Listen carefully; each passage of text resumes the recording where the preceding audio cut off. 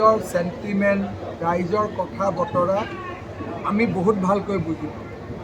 অসমৰ ভিতৰত বৰচলা এনেকুৱা এটা সমষ্টি য'ত মানুহে বাংলাদেশী মিয়াক আটাইতকৈ বেছি বেয়া পায়। স্যার, বৰচলা সমষ্টিত বিগত দিনবোৰত বহুত উচ্ছেদ অভিযান চলিছিলে, আকৌ চৰকাৰ গঠনৰ পিছত উচ্ছেদ চলিছিল নেকি? 100% অসমীয়া বা সনাতনী মানুহ নহয়, মুছলিম মানুহো নহয়, বাংলাদেশী মিয়াৰ ওপৰত উচ্ছেদ চলিব। আমি কৈছিলোঁ যোৱাবাৰ 1.5 লাখ, এইবাৰ 5 লাখ। বৰচলা সমষ্টিতে 5 লাখ বিঘা মাটিত অসমত আমি উচ্ছেদ কৰিম। চবতে সোমাব, য'ত যি আছে চব। বাংলাদেশী মিয়াৰ পলিটিকেলি যোৱাবাৰ মই হাত আৰু ভৰি ভাঙিলোঁ। এইবাৰ পলিটিকেলি সিহঁতৰ মেৰুদণ্ডডাল ভাঙিব, যাতে কেতিয়াও আৰু অসমীয়া মানুহৰ ওপৰত কথা ক'ব নোৱাৰে। স্যাৰ, দেখা গৈছে বৰচলা সমষ্টিৰ উচ্ছেদিত ঠাইত পুনৰবাৰ কিন্তু ইয়াত জনবসতি হৈছে, কি ক'ব এইটো? খেদিব লাগিব বাংলাদেশী মিয়াকে। স্যার, মঠ মন্দিৰৰ 4-5 কিলোমিটাৰ আঁতৰত বেলেগ মানুহে মাটি কিনিব নোৱাৰে কৈছে। সেইটো আছিলে বৰপেটা, হয়, বটদ্ৰৱা আৰু মাজুলী।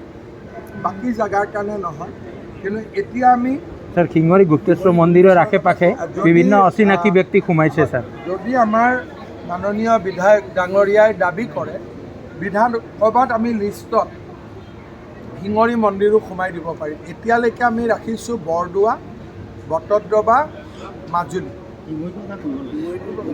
আপোনালোকে পৰামৰ্শ দিছে, মই এইটো পজিটিভলি লৈছোঁ।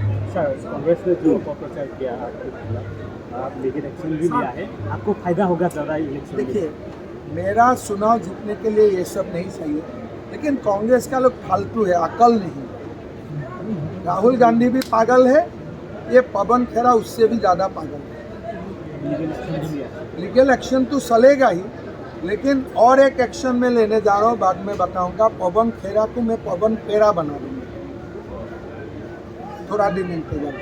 इस बार इलेक्शन में हैट्रिक होगा बीजेपी? 100% हम लोग लगभग 100 सीट जीतेंगे। স্যার, বৰচলা যি জহামাৰী অঞ্চলৰ শ্বহীদে নেশ্যনেল লেভেলত স্বীকৃতি পোৱা নাই। শ্বহীদৰ স্বীকৃতি মানে কি, আমি যিমানে অনুষ্ঠান প্ৰতিষ্ঠান পাতিম সিমানেই স্বীকৃতি পাব। পাঠ্যপুথি দিব পাৰিলে ভাল। পাঠ্যপুথিটো দিব লাগে। আমাৰতো অসমৰ পাঠ্যপুথিত এতিয়া আমি দিছোঁৱেই, আৰু বিভিন্ন ধৰণে আমাৰ শ্বহীদসকলৰ কাৰণে এতিয়া আমি কামো কৰি আছোঁ, স্কুল, অনুষ্ঠান প্ৰতিষ্ঠান। আৰু মই ভাবোঁ যে যোৱাবাৰো মই আমাৰ ঢেকীয়াজুলিত শ্বহীদ দিৱস হওঁতে 2 বছৰ আগতে আহোঁতে মই বহুতখিনি কথা কৈও গৈছিলোঁ যে কেনেকৈ আমি ৰাষ্ট্ৰীয় মানচিত্ৰত নিব লাগে। স্যাৰ, শ্বহীদ পৰিয়ালে কয় নিযুক্তিৰ ক্ষেত্ৰত কিবা কোটা লাগে, চৰকাৰী নিযুক্তি। কিমান দূৰ ঠিক? চাওক, শ্বহীদ পৰিয়াল বুলি হ'লে কি হয়, ভায়েক কেইবাটাও হৈ গ'ল, ভাই বোৱাৰী হৈ গ'ল, শহুৰেক হৈ গ'ল। যদি কয় আমাৰ পৰিয়ালত এজন চাকৰি দিয়ক, 2জন দিয়ক, সমস্যা নাই। কাক দিম, কেনেকৈ দিম, এইটো মিলাবই নোৱাৰি। কামটো আৰম্ভ হৈছে, 35 কোটি টকা চেংচন কৰা হৈছে, কাম আৰম্ভ হৈছে। চন্দ্ৰনাথ শৰ্মা কলেজত কাম আৰম্ভ হৈছে। ৰিপুটাৰ পৰা কালিস্তানৰ ৰাস্তাও মোটামুটি এপ্ৰুভেলৰ ষ্টেজত আছে। আপোনালোকে ডিচিশ্যন ল'ব, 2টা ষ্ট্ৰীম আহিব, ছায়েন্স কমাৰ্চো হ'ব পাৰে, ছায়েন্স আৰ্টছো হ'ব, ৰাইজে যেনেকৈ বিচাৰে। Thank you sir. শুভেচ্ছা থাকিল। Thank U.